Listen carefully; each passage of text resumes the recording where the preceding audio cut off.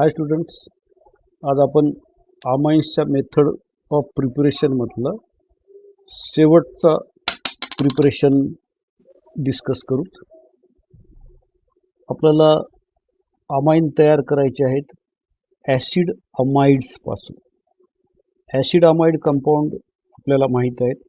Carboxylic ॲसिडला आपण ammonia बरोबर heat केलं की त्याचं पहिल्यांदा अमोनियम कार्बोक्झिलेट या अमोनियम सॉल्टमध्ये रूपांतर होते. या सॉल्टला पुढे आपण अजून हीट केलं तर याच्यातून एक वॉटर एलिमिनेट होऊन आपल्याला अशा टाईपचा कंपाऊंड मिळतो. या कंपाऊंडला आपण ॲसिड अमाइड म्हणायचं.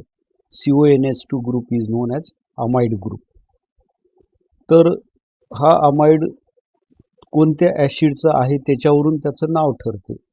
जर हे ॲसिड फॉर्मिक ॲसिड असेल तर या अमाइडचं नाव फॉर्मामाइड होईल. म्हणजे करस्पॉन्डिंग ॲसिडच्या नावातला आयशी ॲसिड काढून त्या ठिकाणी अमाइड हा शब्द ठेवायचा. म्हणजे हा जर ॲसिटिक ॲसिड असेल, ॲसिटिक ॲसिड, तर याचा अमाइड जो आहे तो CH3CONH2. मग याच्यातला हा आयशी ॲसिड काढून टाकायचा आणि त्याला अमाइड शब्द लावायचा. म्हणजे काय होईल, ॲसिड अमाइड होईल, की ज्याला आपण ॲसिटामाइड म्हणू शकतो. तर असे हे ॲसिड अमाइड वापरून आपण दोन वेगवेगळ्या पद्धतीनं अमाइन्स तयार करू शकतो. त्याच्यातली पहिली पद्धत आहे बाय रिडक्शन. म्हणजे अमाइडचं रिडक्शन करून आपण अमाइन मिळवू शकतो. आणि दुसरी आहे by Hofmann bromamide degradation reaction. तर पहिल्यांदा आपण रिडक्शन मेथड डिस्कस करू. तर अमाइड्सला आपण sodium and ethanol, this is acid amide, त्याला आपण सोडियम इथेनॉल किंवा लिथियम ॲल्युमिनियम हायड्राईड अशा रिड्युसिंग एजंट बरोबर रिॲक्ट केलं तर या ठिकाणी असे 4 नेसंट हायड्रोजन रिॲक्ट होतात. या 4 पैकीचे 2 नेसंट हायड्रोजन या ऑक्सिजन बरोबर कंबाईन होऊन याचं H2O मध्ये रूपांतर करतील आणि आपल्याला RCH2 NH2 असा प्रायमरी अमाइन मिळेल. म्हणजे we are getting corresponding amine. समजा आपण ॲसिटामाइड घेतला, CONH2 CH3CONH2 ॲसिटामाइड, याची अशीच रिॲक्शन केली, रिडक्शन केलं by using this reducing agent, तर या COचं रूपांतर CH2 मध्ये होते. म्हणजे CH3CH2 NH2 प्लस H2. म्हणजे आपण ॲसिटामाइड घेतला आणि त्यापासून काय मिळालं आपल्याला, इथॅनामाइन. इथॅनामाइन हा प्रायमरी अमाइन आहे, NH2 ग्रुप. म्हणजे अमाइडचं आपण रिडक्शन केलं तर काय व्हायला, करस्पॉन्डिंग अमाइन मिळाले. म्हणजे amides on reduction use corresponding amines. That reduction can be carried out either by using sodium ethanol, lithium aluminium hydride, sodium borohydride, or by catalytic reduction. We can convert acid amide into corresponding amines. मग ॲसिटामाइड घेतलं तर इथिलामाइन. याच्यामध्ये 2 carbon आहेत, इथं पण 2 carbon आहेत, म्हणून we are getting corresponding amines. Starting मटेरियलमध्ये जेवढे कार्बन आहेत तेवढ्याच कार्बनचा प्रॉडक्ट मिळत असेल तर त्याला करस्पॉन्डिंग कंपाऊंड म्हणतात. त्याच्यापेक्षा जास्तचा मिळत असेल तर हायर कंपाऊंड म्हणायचं आणि त्याच्यापेक्षा कमीचा मिळत असेल तर लोअर कंपाऊंड म्हणायचं. तर इथं काय व्हायलं की 2 कार्बनचा अमाइड 2 कार्बनचा अमाइन द्यायला, म्हणून we are getting corresponding amines असं म्हणू शकतो. आता या ॲसिड अमाइडचाच वापर करून अजून एक मेथड आहे की जी हॉफमन नावाच्या शास्त्रज्ञांनी कन्स्ट्रक्ट केलेली आहे. त्या मेथडमध्ये काय केलं तर त्यांनी ॲसिड अमाइडला ब्रोमिन आणि NaOH बरोबर रिॲक्ट केलं. म्हणजे अल्कलाइन ब्रोमिन सोल्युशन बरोबर रिॲक्ट केलं. तर या रिॲक्शनमध्ये काय होते, अमाइडमध्ये जेवढे कार्बन आहेत त्यापेक्षा एक कार्बन कमीचा अमाइन मिळतो. म्हणजेच आपल्याला अमाइन काय मिळणार आहे, RNH2 मिळणार. हा कार्बन येणार नाही त्याच्यामध्ये. मग या कार्बनचं काय होते तर याचं Na2CO3 मध्ये रूपांतर होते, सोडियम कार्बोनेट. आणि हे जे 2 ब्रोमीन आहे त्याचं 2NaBr मध्ये. म्हणजे रिॲक्शन केमिकली बॅलन्स्ड आहे. आता इथं 4 हायड्रोजन 2 ऑक्सिजन शिल्लक राहिली, त्याचं 2s2 होते. म्हणजे इकडं 2 ब्रोमीन आहेत, इकडं 2 ब्रोमीन आहेत, इकडं 4 Na आहेत, इथं 2 Na, इथं 2 Na, 4 Na आलेले आहेत. इथं R आहे, इथं NH2 आहे, इथं RNH2 आला. हा CO, याच्यातले 2 O, याचा CO3 तयार झाला. म्हणजेच acid amides on reacting with bromine and NaOH gives lower amines. This preparation of lower amines by reacting acid amides with bromine and sodium hydroxide or potassium hydroxide is known as Hofmann's bromamide degradation reaction. म्हणजेच आपण इथं ॲसिटामाइड घेतला, CH3CONH2. तर ॲसिटामाइड पासून काय मिळेल आपल्याला, मिथिलामाइन मिळेल. म्हणजे याच्यामध्ये 2 कार्बन आहेत, पण आपल्याला इथं 1 कार्बनचाच कंपाऊंड मिळेल. म्हणून या मेथडला काय म्हटलेलं आहे, डिग्रेडेशन म्हटलेलं आहे. ब्रोमीन आणि अल्कलीचा वापर केला म्हणजे त्याच्यात सोडियम हायपोब्रोमाइड नावाचा कंपाऊंड तयार होतो. त्यामुळे या रिॲक्शनला काय म्हटलंय, हॉफमन्स ब्रोमामाइड डिग्रेडेशन रिॲक्शन म्हटलं. म्हणजे कधीही आपण ॲसिड पासून अमाइन तयार करताना लक्षात घेतलं पाहिजे की आपल्याकडे 2 मार्ग आहेत. करस्पॉन्डिंग अमाइन मिळवायचं असेल तर त्याचं रिडक्शन करा, आणि लोअर अमाइन मिळवायचं असेल तर त्याला ब्रोमीन आणि NaOH बरोबर रिॲक्ट करा, म्हणजे आपल्याला लोअर अमाइन मिळेल. म्हणजे ॲसिटामाइड पासून तुम्ही सोडियम आणि इथेनॉलचा वापर केला तर रिडक्शन होईल, आणि या रिडक्शननं काय मिळेल आपल्याला, इथिल अमाइन मिळेल. पण तेच तुम्ही ॲसिटामाइडला ब्रोमीन आणि ॲक्वियस किंवा अल्कोहोलिक NaOH बरोबर रिॲक्ट केलं तर त्यापासून मिथिल अमाइन. म्हणजे acetamide can form methyl amine as well as ethyl amine. But to get methyl amine we have to follow this reaction, Hofmann bromamide degradation, and to obtain ethyl amine we have to follow reduction method. Similarly, if we take here benzamide C6H5CONS2, amide of benzoic acid known as benzamide. मग Hoffman degradation reaction बेन्झामाइडचं कशामध्ये रूपांतर होईल, ॲनिलिन मध्ये रूपांतर होईल. म्हणजे हा C6H5NH2 ला जाईल, म्हणजे C6H5NH2 ॲनिलिन अमायनो बेन्झिन. पण हे जर रिडक्शन केलं तर याच्यापासून काय मिळेल, C6H5CH2NH2 दॅट इज बेन्झिल अमाइन. म्हणजे बेन्झामाइडचं रिडक्शन केलं तर बेन्झिल अमाइन मिळायला, आणि हॉफमन ब्रोमामाइड केलं तर आपल्याला अमायनो बेन्झिन किंवा फिनिल अमाइन किंवा ॲनिलिन मिळेल. तर याबरोबरच आपल्या अमाइनच्या सर्व मेथड ऑफ प्रिपरेशन डिस्कस झाल्यात. याच्यानंतर आपण डिस्कस करणार आहोत फिजिकल प्रॉपर्टीज ऑफ अमाइन्स. आता ह्या मेथड ऑफ प्रिपरेशनला एकदा समराईज करण्यासाठी आपण विचार केला तर काय कशापासून आपण हे अमाइन तयार केले, तर पहिल्यांदा केले अल्किल हलाइड पासून. कोणत्या रिॲक्शननं, तर एक अल्कोहोलिक अमोनिया बरोबर हीट करून करस्पॉन्डिंग अमाइन मिळाले.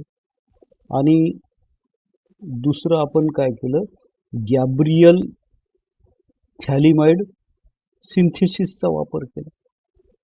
या अमोनोलिसिसनं आपल्याला मिक्सचर मिळू लागलं प्रायमरी सेकंडरी टर्शियरीचं, पण गॅब्रियल थॅलिमाइड सिंथेसिसनं आपल्याला फक्त प्रायमरी अमाइन मिळू लागलं, म्हणजे अल्किल हलाइड पासून 2 पद्धतीने. मग आता दुसऱ्या मेथडकडे काय केलं आपण, नायट्रोजन कंटेनिंग कंपाऊंडचं रिडक्शन केलं. त्याच्यामध्ये कोणकोणते वापरले आपण, हे सायनाइड वापरले, नंतर ऑक्झाइम्स वापरले, अल्डॉक्साईम, किटॉक्साईम अशा टाईपचे कंपाऊंड. नंतर हे अमाइड्स वापरले. असे वेगवेगळे नायट्रोजन कंटेनिंग कंपाऊंडचं आपण रिडक्शन केल्यानंतर आपल्याला काय मिळालेलं आहे? अमाइन्स मिळालेले. त्या अमाइडपासून आपण रिडक्शन केलं तर करस्पॉन्डिंग मिळाले आणि हॉफमन ब्रोमाइड केलं तर लोअर अमाइन मिळाले. तर अशा पद्धतीनं आपण अमाइन तयार केल्यानंतर आता आपण अमाइनच्या फिजिकल प्रॉपर्टीजकडे जाऊ. आपण फिजिकल प्रॉपर्टीज विषयी बोलत असताना 3 कार्बन पर्यंतचे अमाइन कसे आहेत? कलरलेस गॅसेस आहेत. आणि त्याच्या पुढचे कलरलेस लिक्विड आणि हायर अमाइन्स कसे आहेत? सॉलिड आहेत. लोअर अमाइन्सला फिशी ऑर्डर आहे, मासे, फिशी ऑर्डर. आणि हायर अमाइन्सला अमोनियाकल ऑर्डर आहे, अमोनिया सारखा स्मेल आहे. अमाइन्स प्युअर स्टेटमध्ये कलरलेस आहेत, पण ते हवेला उघडे राहिले तर त्यांचं ऑक्सिडेशन होऊन नायट्रो कंपाऊंडमध्ये रूपांतर होते आणि मग ते येलो कलरचे होतात. म्हणजे इम्प्युअर अमाइन कसे असतील? समव्हॉट येलो कलर. आणि प्युअर अमाइन कसे असतील? कलरलेस असतील. तर याचबरोबर आता आपण त्यांच्या दुसऱ्या वेगवेगळ्या प्रॉपर्टीज विषयी विचार करू लागलो. तर हे अरोमॅटिक अमाइन्स जे असतात ते सगळे लिक्विड आहेत आणि त्यांचं सहज ऑक्सिडेशन होऊन त्यांचं नायट्रो कंपाऊंडमध्ये रूपांतर होतात आणि त्यांची इम्प्युरिटी सहज लक्षात येते. ते येलोइश झाले तर ते इम्प्युअर आहेत आणि कलरलेस असतील तर प्युअर आहेत. अरोमॅटिक अमाइन्स लाईक ॲनिलीन वगैरे हे कसे आहेत? व्हेरी टॉक्सिक कंपाऊंड्स आहेत. त्यानंतर अमाइन्समध्ये हायड्रोजन बॉन्डिंग तयार करण्याची क्षमता असल्यामुळं अमाइन्स वॉटरमध्ये सोल्युबल आहे. आता हे अमाइन्समध्ये हा प्रायमरी अमाइन झाला, हा सेकंडरी अमाइन झाला, हा टर्शरी अमाइन झाला. ते नायट्रोजन मोर इलेक्ट्रोनिगेटिव्ह आहे आणि वॉटरमधलं ऑक्सिजन मोर इलेक्ट्रोनिगेटिव्ह. म्हणजे हे असं वॉटरमध्ये डेल्टा प्लस हायड्रोजनवर आणि ऑक्सिजनवर डेल्टा मायनस. तर हे नायट्रोजन अमाइनचा जो आहे तो या हायड्रोजन सोबत हायड्रोजन बॉन्डिंग तयार करू शकतो. मग वॉटर बरोबर जे कोणी हायड्रोजन बॉन्डिंग तयार करू शकतात ते सबस्टन्सेस वॉटरमध्ये हायली सोल्युबल असतील. मग आता हा जो पार्ट आहे, हा पार्ट हा कसा आहे? वॉटरमध्ये जाण्यास इच्छुक असणारा, त्याला आपण हायड्रोफिलिक पार्ट म्हणू शकतो. आणि हा जो आर पार्ट आहे तो हायड्रोकार्बन पार्ट आहे आणि तो वॉटरमध्ये इन्सोल्युबल असतो. म्हणजेच तो वॉटरमध्ये जाण्यास इच्छुक नसणारा तशा पार्टला आपण काय म्हणू शकतो? हायड्रोफोबिक म्हणू शकतो. म्हणून हे as number of carbon in amine increases, solubility decreases असं म्हणू शकतो. म्हणजे कार्बनची संख्या वाढायली म्हणजे कोणाचा साईज वाढायली? या हायड्रोफोबिक पार्टची. म्हणून methyl amine more soluble than ethyl amine, ethyl amine is more soluble than n propyl amine असं आपण म्हणू शकतो. As number of carbon increases, solubility decreases. Amongst primary, secondary, tertiary amines. Primary amine have more tendency to form hydrogen bonding than secondary amine, and secondary amines have more tendency to form hydrogen bonding than tertiary amine. So order of solubility is primary greater than secondary greater than tertiary असं आपण म्हणू शकतो. तर हे त्यांच्या solubility विषयीचं. आणि अमॉंगस्ट आयसोमेरिक the amines having larger chain are less soluble as compared with smaller chain. यांच्या मेल्टिंग पॉइंट, बॉइलिंग पॉइंट विषयी आपण कॉमेंट करताना काय म्हणू शकतो, प्रायमरी अमाइनमध्ये किंवा अमाइन्समध्ये इंटरमॉलिक्युलर इंटरॅक्शन असणार आहे थ्रू हायड्रोजन बॉन्डिंग. त्यामुळं अमाइन्स हे जास्त बॉइलिंग पॉइंट असणारे कंपाऊंड असतील कोणापेक्षा, अल्केन आणि अल्डिहाइड कीटोनपेक्षा, म्हणजे कार्बोनिल कंपाऊंडपेक्षा. पण यांची हायड्रोजन बॉन्डिंग वीक असेल कोणापेक्षा, अल्कोहोल आणि कार्बोक्सिलिक ॲसिडपेक्षा. म्हणजेच यांचा बॉइलिंग पॉइंट काय असेल, करस्पॉन्डिंग अल्केन आणि अल्डिहाइड कीटोनपेक्षा जास्त असेल आणि अल्कोहोल आणि कार्बोक्सिलिक ॲसिडपेक्षा कमी असणार आहे. आणि त्यांच्यामध्ये as molar mass increases boiling point increases. म्हणजे मिथिल अमाइनपेक्षा इथिल अमाइनचा बॉइलिंग पॉइंट जास्त, इथिल अमाइनपेक्षा प्रोपिल अमाइनचा बॉइलिंग पॉइंट जास्त, प्रोपिल अमाइनपेक्षा ब्युटिल अमाइनचा बॉइलिंग पॉइंट जास्त म्हणू शकतो. आणि आयसोमेरिक अमाइनमध्ये जशी जशी ब्रँचिंग वाढत जाते तसतसं त्यांचा बॉइलिंग पॉइंट कमी होत जातो. कशामुळं, तर सरफेस एरिया कमी होते म्हणून. त्यानंतर अमाइन्सच्या म्हणजे त्यांना बेसिक नेचर सुद्धा आहे. अमाइन्स त्यांच्याकडे लोन पेअर असल्यामुळं लेविज बेसिसचं काम करतात आणि लोन पेअर डोनेट करतात तो, म्हणून ते काय आहेत, लेविज बेसिस आहे. आता हे सगळं कशाबद्दल, त्यांच्या फिजिकल प्रॉपर्टीज विषयी. या फिजिकल प्रॉपर्टीजवर काही इंटेक्स क्वेश्चन टेक्स्टबुकमध्ये दिलेले आहेत, ते एकदा ट्राय करा, त्याला सर्वांना सोडवा व्यवस्थित आणि काही डाऊट असेल तर विचारा.